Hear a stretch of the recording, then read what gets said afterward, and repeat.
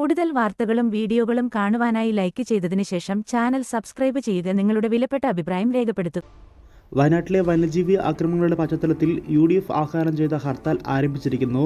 ജില്ലാ അതിർത്തിയായ ലക്കിടിയിൽ രാവിലെ പ്രവർത്തകർ വാഹനങ്ങൾ അടക്കം തടയുന്ന കാഴ്ചകളൊക്കെ ഉണ്ടായിരുന്നു. പോലീസും പ്രവർത്തകരും നേരിയ സംഘർഷമൊക്കെ ഉണ്ടായിരുന്നു. ഇവിടെ തടിച്ച് കൂടിയ പ്രവർത്തകരെ പോലീസ് എത്തി അറസ്റ്റ് ചെയ്ത് നീക്കുന്ന സാഹചര്യമൊക്കെ ഉണ്ടായിരുന്നു.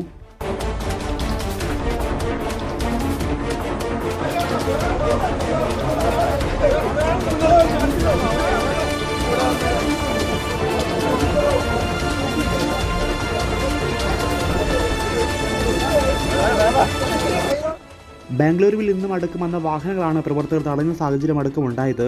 പോലീസ് എത്തിയാണ് ഏറെ നേരത്തെ പരിശ്രമത്തിന് ശേഷമാണ് പ്രവർത്തകരെ അറസ്റ്റ് ചെയ്ത് നീക്കുന്ന സാഹചര്യം അടക്കം ഉണ്ടായിരിക്കുന്നത്. ഹർത്താൽ തുടങ്ങിയ ആദ്യ മണിക്കൂറുകളിൽ ജില്ലയിൽ പലയിടത്തും നേരിയ സംഘർഷം ഉണ്ടായിരുന്നു.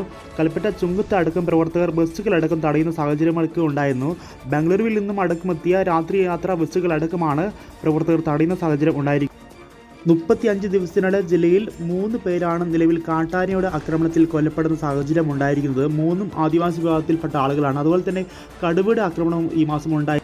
ഇതുകൂടാതെ പഞ്ചാരക്കുലയിൽ കടുവയുടെ ആക്രമണത്തിൽ ആദിവാസി വീട്ടമ്മയ്ക്ക് ജീവൻ നഷ്ടപ്പെടുന്ന സാഹചര്യമൊക്കെ ഉണ്ടായിരുന്നു. ജില്ലയിൽ തുടരെ വന്യജീവി ആക്രമണങ്ങൾ ഉണ്ടായിട്ടും വനവകുപ്പിൻ്റെ ഭാഗത്തു നിന്ന് കാര്യക്ഷമമായുള്ള ഇടപെടലുകൾ ഉണ്ടായിട്ടില്ല എന്നുള്ള രീതിയിൽ ആക്ഷേപം ഉയർത്തിക്കൊണ്ടാണ് ജില്ലയിൽ UDF ഹർത്താലിന് ആഹ്വാനം ചെയ്തിരിക്കുന്നത്. കൂടുതൽ വാർത്തകളും വീഡിയോകളും കാണുവാനായി ലൈക്ക് ചെയ്തതിനു ശേഷം ചാനൽ സബ്സ്ക്രൈബ് ചെയ്യുക. നിങ്ങളുടെ വിലപ്പെട്ട അഭിപ്രായം രേഖപ്പെടുത്തുക.